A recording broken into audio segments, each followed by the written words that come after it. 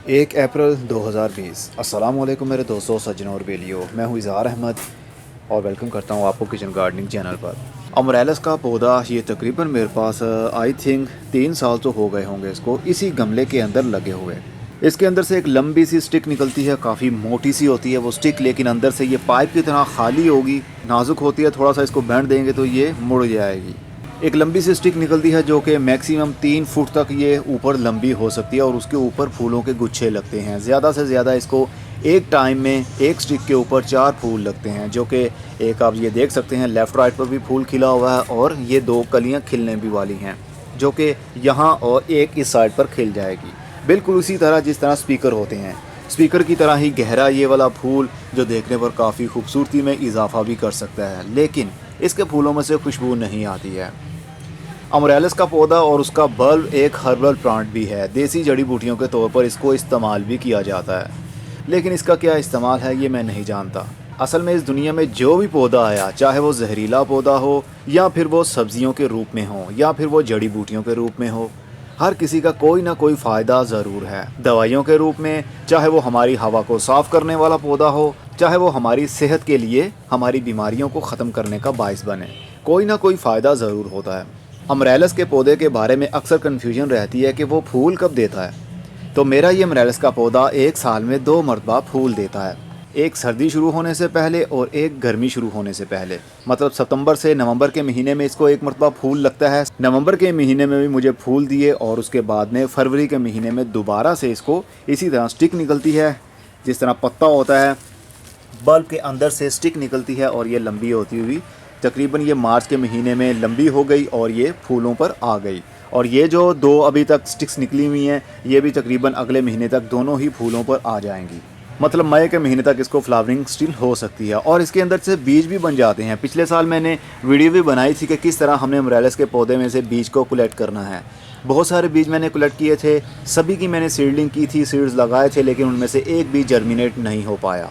उनमें से मोस्टली बीज जितने भी थे उनके टिश्यूज़ सही नहीं थे। मतलब जो बीज का छिलका होता है उसके अंदर बीज होता है, तो वो उसके अंदर बीज बना ही नहीं था सही तरीके से, सिर्फ ऊपर से छिलके ही थे। तो मैंने फिर भी लगा कर देखना चाहा कि इसकी जर्मिनेशन होती है या नहीं, लेकिन वो जर्मिनेट नहीं हुए। और ये भी कन्फ्यूजन रहती है कि अगर हम सीड से ये वाला पौधा अमरेलस का पौधा उगाएंगे तो क्या जब उसकी जड़ें बन जाएंगी तो नीचे उसके इसी तरह के बल्ब बनेंगे या नहीं, या बल्ब वाली कोई अलग वैरायटी होती है। अक्सर ये नर्सरी वालों ने कन्फ्यूजन में डाला होता है हम लोगों को कि ये सीड से लगा हुआ पौधा इसको फूल बहुत लगेंगे, ये बल्ब से लगा हुआ पौधा इसको फूल नहीं लगेंगे। बहुत सारी अजीब किस्म की कहानियाँ बना लेते हैं। लेकिन मुझे लगता है, मैं अभी श्योर नहीं हूँ, लेकिन मुझे लगता है अगर अमरेलस के पौधे के सीड्स आप लगाते हैं, पौधा बन जाता है, तो नीचे उसके बल्ब ज़रूर बनेगा और उसको फूल भी लगेंगे।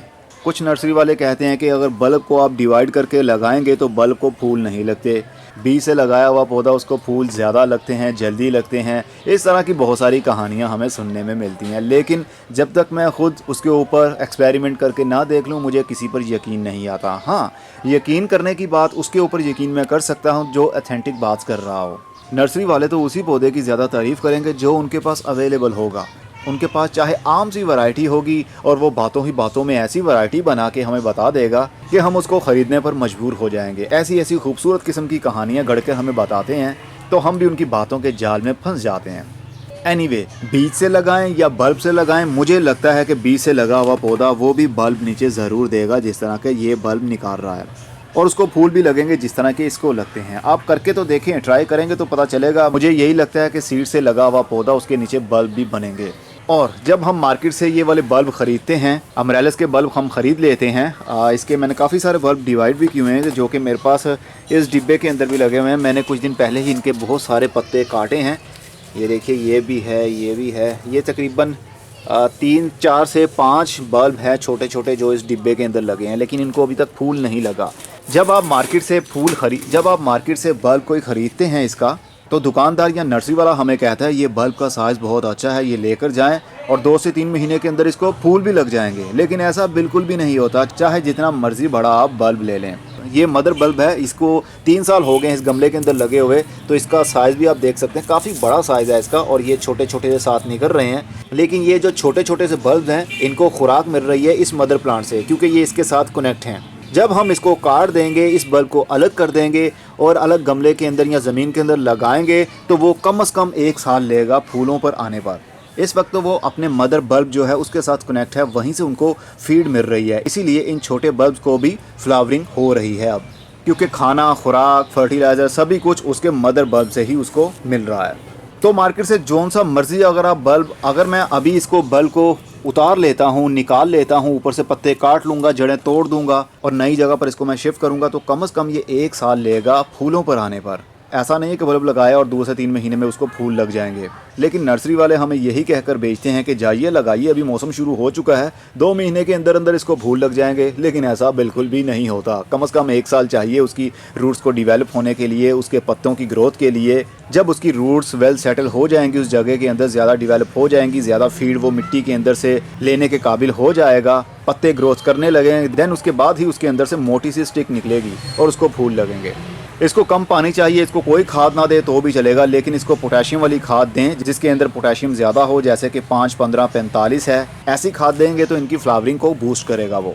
अगर आप NPK 20-20-20 देते रहेंगे, हर 15 से 20 दिन के बाद 5 लीटर पानी के अंदर 1 चम्मच वो वाला खाद का मिक्स कीजिए और उस पानी में से 1 गिलास हर 15 से 20 दिन के बाद गमले के अंदर डाल दें और बाकी जो पानी बचता है वो सभी पौधों में 15 से 20 दिन के बाद 1-1 गिलास डाल दिया करें। आपके पौधों की ग्रोथ परमानेंट अच्छी होती रहेगी। लेकिन मैं अपनी बात करूं तो कम से कम मुझे लगता है कि 1 साल से मैंने इसको कुछ भी नहीं दिया। इसकी हालत से ही आपको पता चल रहा होगा कैसी हालत हो रही है इसकी। पत्ते भी खुद ही मुरझा जाते हैं। ये कुछ दिन पहले ही मैंने इसके पत्तों को काटा है, ये खुद ही झुक जाते हैं, पड़े पड़े पत्ते सूख जाते हैं। लेकिन मैंने इनके साथ कोई भी एक्सपेरिमेंट नहीं किया, कोई भी खाद नहीं दी कि जिसकी वजह से इसको फ्लावरिंग हुई हो।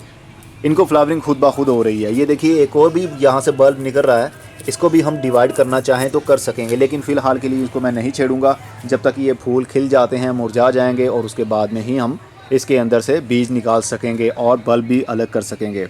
ये फूल तकरीबन 4 से 5 दिन के लिए खिला रहेगा इसी तरह और उसके बाद में आहिस्ता आहिस्ता से मुरझा जाएगा। लेकिन ये वाला जो एरिया इसका, ये सीड पोड होगा, ये वाला एरिया और भी मोटा हो जाएगा, बड़ा हो जाएगा और इसी के अंदर बीज बनेंगे, काले काले से टिश्यू टाइप के बीज बनेंगे।